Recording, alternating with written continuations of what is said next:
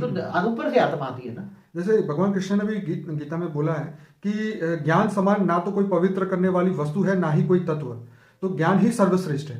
तो आपका मतलब यह है कि ज्ञान से ही स्पिरिचुअलिटी में आगे बढ़ सकते हैं और आत्मा का कल्याण कर सकते हैं, और कोई रास्ता नहीं है। देखो आज जैसे नॉलेज का जमाना है, स्थूल रूप में लौकिक में भी आज doctor, engineer, solicitor, chartered accountant बनना है तो कितना पढ़ाई करनी पड़ती है, बहुत बचपन से लेके 20-20 साल ये लौकिक पढ़ाई है ना। बिल्कुल। अब लौकिक पढ़ाई पढ़ने के बाद जब वो आत्मा मर जाती है तो वो दूसरे जन्म में काम आएगी? नहीं आएगी ना।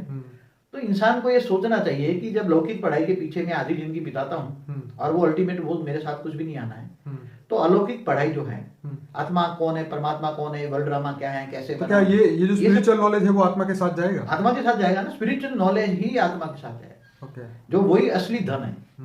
अलौकिक जो ज्ञान धन है वो असली धन है जो आत्मा के साथ जाता है, और आत्मा के साथ उसको ना कोई चोर लूट जाता है, वही असली धन है। कोई चोर लूट जाएगा? नहीं लूट सकता। अलौकिक धन को तुम्हारी आत्मा में है तो लूट जाएगा? नहीं। कोई जो इस पर सरकार टैक्स लगा पाएगी कि तुम्हारे पास अलौकिक धन बहुत है, पारलौकिक ज्ञान धन बहुत है, उस पर टैक्स लगाओ?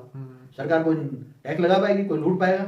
और जो जितना ज्ञान ये स्पिरिचुअल नॉलेज दोगे, अलौकिक ज्ञान दोगे, इतना बढ़ेगा तो वही अंत में तुम्हारा आत्मा का कल्याण करेगा। तुम्हें नॉलेज है कि भी मुझे स्वर्ग में जाना है, मगर स्वर्ग का रास्ता ही पता नहीं, तुम स्वर्ग में कहां से जाओगे? कर्म ही ऐसे करते हो, जानवर जैसे कर्म करो तो दूसरे जन्म में क्या बनोगे? जानवर ही तो बनोगे ना। कर्मण्येवाधिकारस्ते मा फले सुखदाचम। जैसी आत्मा जो कर्म करता है अंतमति सुगति, जैसे संस्कार है आत्मा के अंदर, जानवर जैसे संस्कार है तो अंतमति सुगति, आत्मा शरीर छोड़ते वक्त जो संस्कार होते हैं उसी हिसाब से वो दूसरा जन्म धारण करती है, नहीं तो भूत प्रेत बन के भटकती है। इसलिए मनुष्य आत्माओं को सोचना चाहिए कि हमें क्या बनना है, नया जन्म क्या है, हमें क्या बनना है, या देवता बनना है, या वैकुंठ जाना है, या परमधाम जाना है, या जीव से शिव बनना है, या आत्मा से परमात्मा बनना है। वो आत्मा को खुद न सोचना चाहिए, नहीं तो खा के जलसा करो और क्या, फिर मर के भूत बन के घर में बैठे रहोगे, फिर एक भूत दूसरे बाहर निकलोगे घर के बाहर तो दूसरे भूत, नहीं तो फिर तुम्हारे जो बच्चे होंगे वो कहेंगे भाई मुझे नारायण बलि लगाने के लिए नर्मदा के घाट ले जाओ, मुझे मुक्ति दिलाओ, क्या कराओ मुझे। तो आत्मा की मुक्ति कहाँ होती है? आत्मा की मुक्ति नारायण बलि में घाट लगाने जाते हैं, नर्मदा के नारायण बलि लगाते हैं, फिर उसके पिंड को डाल देते हैं। तो जो हमारे जो पूर्व विधान थे, जो शास्त्रों के गर्भ पुराण के हिसाब से, कि भी आत्मा की मुक्ति कराओ, पूर्वजों को मुक्ति दो, पूर्वजों को मुक्ति दो, नहीं तो पूर्वज तुम्हारे घर में बैठे हैं। आज तो साइंस वाले भी कहते हैं घर घर में भूत बैठे हैं, पूर्वज बैठे हैं कोई ना कोई कारण से।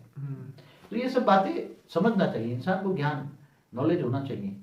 ये सारी सृष्टि, आत्मा, परमात्मा, वर्ल्ड ड्रामा का जो नॉलेज लोगो, स्पिरिचुअल नॉलेज लोगो, तो तुम्हारे यही असली ज्ञान धन है, बाकी तो कोई काम में आना नहीं चाहिए। बच्चों को भी वही ज्ञान धन देना चाहिए। अगर तुम अपने बच्चों को प्यार करते हो तो उसलिए ज्ञान धन दो, बाकी तो ये मायावी धन तो तुम्हें, मायावी धन तो कोई काम में नहीं आने वाला। मरने के बाद साथ में आता है, खरबोपति होता है, कोई भी खरबा होता है, जितने बड़े बड़े दुनिया के बड़े बड़े पैसे वाले जो मर के जाते हैं तो क्या है, उसकी बुद्धि